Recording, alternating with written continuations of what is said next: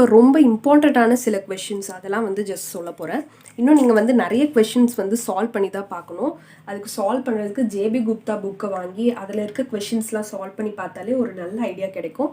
இப்போதைக்கு நான் ரொம்ப இம்பார்ட்டண்டான கொஷின்ஸ் மட்டும் நான் சொல்ல போகிறேன்.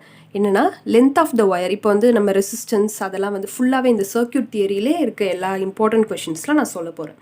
அது என்னென்னா, ஒரு ஒயர் வந்து இப்போ இருக்குது, ஒரு ஒயரை வந்து n டைம்ஸ் வந்து நம்ம ஒரிஜினல் லென்த்தை விட n டைம்ஸ் ஸ்ட்ரெச் பண்ணுறோம். ஓகே, அப்படி ஸ்ட்ரெச் பண்ணும்போது அதோட ரெசிஸ்டன்ஸ் வந்து என்ன ஆகும்? இப்போ ஆல்ரெடி அந்த ஒயரில் ஒரு ரெசிஸ்டன்ஸ் ஆறுன்றது இருக்குது.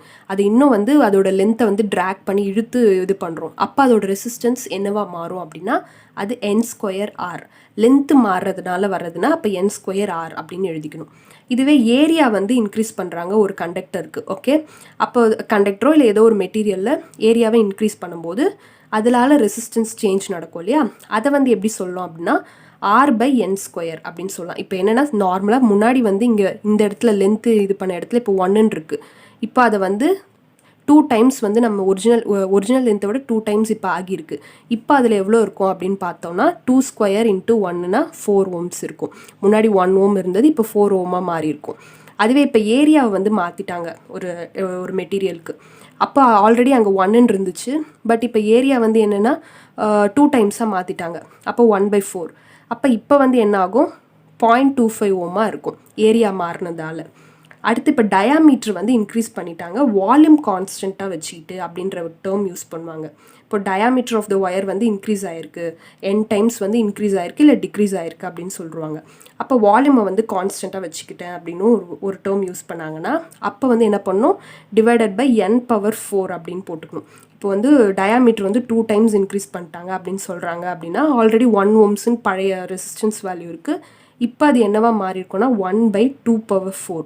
அப்போ 2⁴ போது என்னாகும்? 1/16 ohmஸாக இருக்கும் இப்போ நியூ ரெசிஸ்டன்ஸ். இந்த மாதிரி கேட்பாங்க ரெசிஸ்டன்ஸை வச்சு. அடுத்து வந்து என்னென்னா, சீரீஸில் ரெசிஸ்டன்சஸ் நிறைய இருக்குது. இப்போ 100 ரெசிஸ்டர்ஸ் இருக்குது. 1 ohm ரெசிஸ்டர் வந்து 100 ரெசிஸ்டர்ஸ் இருக்குது அப்படின்னு சொன்னாங்கன்னா நீங்கள் 100ஐயும் வந்து ப்ளஸ் பண்ணிகிட்ருக்க முடியாது இல்லையா? அப்போ அதுக்கு ஒரு ஷார்ட்கட் ஃபார்முலா என்னென்னா n × r சீரீஸாக இருந்துச்சுன்னா. இப்போ வந்து 100 நம்பர் ஆஃப் ரெசிஸ்டர்ஸ் இருக்குது, 1 ohms இருக்குன்னா 100 × 1, ஸோ ஈக்குவலண்ட் வந்து 100. ஓகே, இந்த மாதிரி வந்து காம்ப்ளெக்ஸாக இருக்கும்போது நம்ம இதை யூஸ் பண்ணிக்கலாம். அடுத்து பேரலாக இருக்குது, ஆனால் சேம் வேல்யூவாக இருக்கணும் எல்லாமே. ஓகே, அப்போ தான் இதை யூஸ் பண்ண முடியும். அதே மாதிரி இங்கேயும் வந்து ஒரு 20 ரெசிஸ்டர்ஸ் இருக்குது. அது எல்லாம் வந்து அதுவும் 10 ohm ரெசிஸ்டர்ஸ் இருக்குது.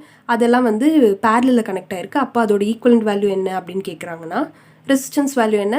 20 ரெசிஸ்டன்ஸ் வேல்யூ 1ன்னு வச்சுப்போம். அப்போது இது வந்து 20 இருக்குது, 1/20. ஸோ அதுதான் அதோட ஈக்குவலண்ட். அந்த மாதிரி. அப்புறம் இப்போ கிராஃப் தியரியில் நம்பர் ஆஃப் எட்ஜஸ் வந்து கண்டுபிடிங்க அப்படின்றது ரொம்ப ரேராக கேட்குற questions. So number of edges வந்து என்னென்னா என்னன்றது number of nodes, number of vertices. Okay, வெர்டிசஸ்னாலும் நோட்ஸ்னாலும் சேம் தான், ஸோ நீங்கள் கன்ஃபியூஸ் ஆகாதீங்க. n × n−1/2 அப்படின்றது ஃபார்முலா. இது ரொம்ப ரேராக தான் கேட்பாங்க, அதுவும் பார்த்துக்கலாம். அடுத்து பேலன்ஸ்டு பிரிட்ஜ் கான்செப்ட் அப்படின்ற ஒரு விஷயம் இருக்குது. ரெசிஸ்டர் வந்து இந்த மாதிரி இப்படி கனெக்ட் பண்ணியிருக்காங்க, ஒரு 4 இது, அப்புறம் நடுவில் ஒரு ரெசிஸ்டர் கனெக்ட் பண்ணியிருக்காங்க. இது இருந்தால் இது வந்து பிரிட்ஜ் சர்க்யூட் அப்படின்னு சொல்லுவோம். ஸோ இப்போ இந்த இடத்துல வருது இல்லையா? இதை வந்து நம்ம எப்படி எழுதலாம்னா இந்த 2/4 = 4/8க்கு இருக்கா அப்படின்னு பார்க்கணும். ஸோ ரெண்டுமே சேமாக இருந்துச்சுன்னா இந்த நடுவில் இருக்க ரெசிஸ்டன்ஸில் எந்த கரண்ட்டுமே ஃப்ளோ ஆகாது. ஸோ கரண்ட் ஃப்ளோ ஆகாத ரெசிஸ்டரை நம்ம கேல்குலேட்டே பண்ணக்கூடாது ஒரு சர்க்யூட்டில். ஸோ அதை அப்படியே ரிமூவ் பண்ணி போட்டுட்டு அப்புறம் இது ரெண்டும் சேர்த்து பேரலில் இருக்க மாதிரி ஆகிடும். ஸோ அப்படியே நம்ம அதை வந்து யூஸ் பண்ணி சால்வ் பண்ணிக்கலாம் அந்த ஈக்குவேஷன்.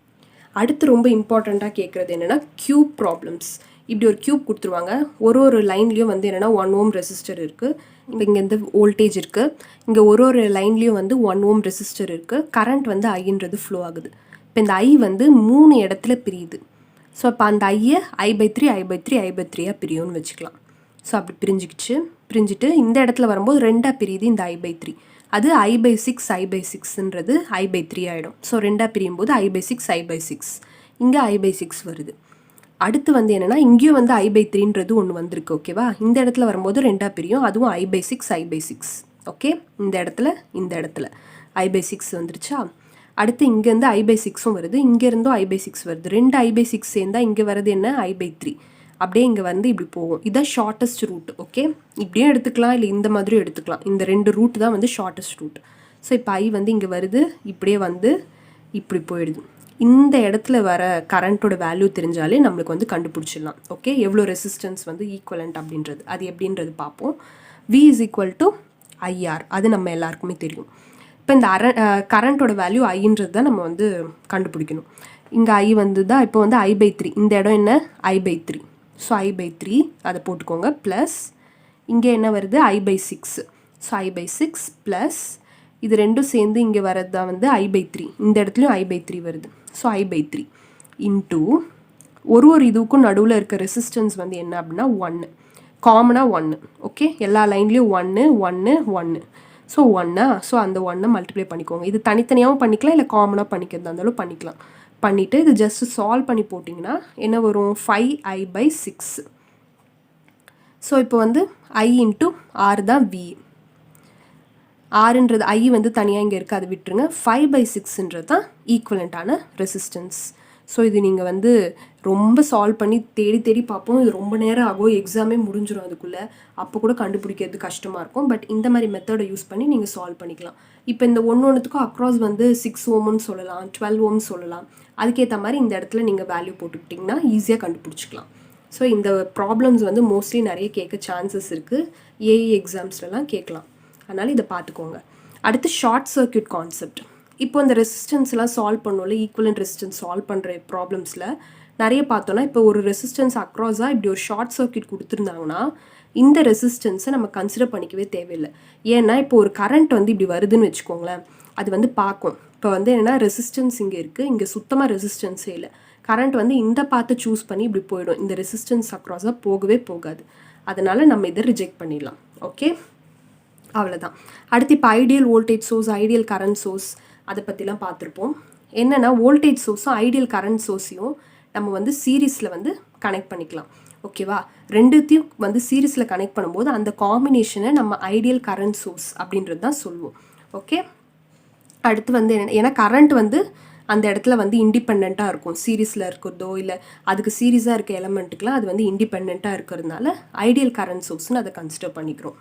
அடுத்து வந்து ஒரு 2 voltage source, ideal voltage source இருக்குது. ஓகேவா, அதோடைய டிஃப்ரெண்ட் வேல்யூஸ் வந்து பேரலாக கனெக்ட், இப்போ ஒரு 2 வோல்ட்ஸ்ன்னு சொல்லிட்டு ஒரு ஐடியல் வோல்டேஜ் சோர்ஸ் இருக்குது, 4 வோல்ட்டுன்னு சொல்லி இருக்குது.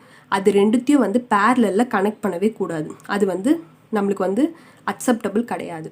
ஸோ அந்த மாதிரி கனெக்ட் பண்ணியிருந்துச்சுன்னா அந்த சர்க்யூட்டை வந்து நம்ம இக்னோர் பண்ணிடணும். அடுத்து அதே மாதிரி 2 ஐடியல் கரண்ட் சோர்ஸை வந்து சீரீஸில் கனெக்ட் பண்ணக்கூடாது. வோல்டேஜ் சோர்ஸை கரண்ட் சோர்ஸை சீரீஸில் கனெக்ட் பண்ணிக்கலாம். ஓகே, அப்போ அதை வந்து ஐடியல் கரண்ட் சோர்ஸாக ட்ரீட் பண்ணுவோம். பட் ஐடியல் வோல்டேஜ் சோர்ஸ் ஒரு 2 இருக்குன்னா அதோட சேம் வேல்யூஸை கனெக்ட் பண்ணிக்கலாம். பட் டிஃப்ரெண்ட் வேல்யூஸாக இருக்குது அப்படின்னா அதை பேரலில் கனெக்ட் பண்ணக்கூடாது. அதே மாதிரி ஐடியல் கரண்ட் சோர்ஸோட டிஃப்ரெண்ட் வேல்யூஸ் இருக்கிறத சீரீஸில் கனெக்ட் பண்ணக்கூடாது. ஓகே, சேம் வேல்யூஸில் இருந்துச்சுன்னா அது ரெண்டுத்தையும் சீரீஸில் கனெக்ட் பண்ணிக்கலாம். இதுதான் கண்டிஷன். இதை மட்டும் ஞாபகம் வச்சுக்கணும். அடுத்து இப்போ வந்து ஒரு இந்த மாதிரி நிறைய ப்ராப்ளம்ஸ் கேட்பாங்க. ஜஸ்ட் இந்த 100 வாட் 250 வோல்ட் பல்ப் இருக்குது, 150 வாட் 250 வோல்ட் பல்ப் இருக்குது. அதோட ரேட்டிங்ஸ்லாம் கொடுத்துட்டு அதை வந்து ஒரு 230 வோல்ட் பவர் சப்ளைலாம் இது பண்ணுறோம், கனெக்ட் பண்ணுறோம். இப்போ வந்து என்னென்னா இது ரெண்டும் வந்து என்னென்னா சீரீஸில் இருக்குது. இப்போது இந்த சர்க்யூட்டில் எந்த பல்ப் பிரைட்டாக எரியும், இந்த மாதிரிலாம் நிறைய கொஷின் கேட்பாங்க. அப்போ நம்ம என்ன பண்ணணும் அப்படின்னா அதோட ரேட்டிங் எடுத்துக்கணும். ஒரு பல்போட ரேட்டிங் இப்போ வோல்டேஜ் கொடுத்துருவாங்க, வாட் அதை பவர் கொடுத்துருவாங்க. அதை வச்சு நம்ம V²/Pன்னு சொல்லி அதோட இன்டர்னல் ரெசிஸ்டன்ஸை கண்டுபிடிச்சிட்டு எதுக்கு ரெசிஸ்டன்ஸ் அதிகமாக இருக்கோ அதுதான் பிரைட்டாக எரியும் அப்படின்னு நம்ம சொல்லிடணும். அவ்வளோதான், அதை வச்சு சொல்லிடலாம். ஓகே, எப்படின்னா வந்து இப்போ வந்து வோல்டேஜ் கொடுத்துருவாங்க, பவர் கொடுத்துருவாங்க, அதை வச்சு V²/Pன்னு சொல்லி நம்ம வந்து ஒரு ரெசிஸ்டன்ஸ் வேல்யூ கிடைக்கும். எதுக்கு அதிகமான ரெசிஸ்டன்ஸ் இருக்கோ அந்த பல்பு தான் பிரைட்டாக எரியும். அவ்வளோதான். ஸோ இவ்வளோ சீக்கிரமாகவே நம்ம வந்து சர்க்யூட் தியரி வந்து முடிச்சிட்டோம். ஜஸ்ட் ஒரு 20 வீடியோஸ்குள்ளேயே நம்ம வந்து எல்லா சாப்டர்ஸுமே முடிச்சிட்டோம். இதுதான் மோஸ்ட்லி எல்லா எக்ஸாம்ஸ்லையும் கேட்குறது. இதுக்கும் மேலேயும் நீங்கள் படிக்கணும் அப்படின்னா இந்த புக்கை வந்து ரெஃபர் பண்ணுங்கள். ஓகே, ஸோ இது வந்து சர்க்யூட் தியரி. அவ்வளோதான். நெக்ஸ்ட் சாப்டர்ஸ் எல்லாம் வந்து கண்டிப்பாக வந்து அப்டேட் பண்ணுறோம் எல்லா பிளேலிஸ்ட்லேயும். ஸோ அதை வந்து எல்லாத்தையும் பார்த்து எங்களுக்கு சப்போர்ட் பண்ணுங்கள். மறக்காமல் இந்த சேனலை சப்ஸ்கிரைப் பண்ணுங்கள். தேங்க்யூ.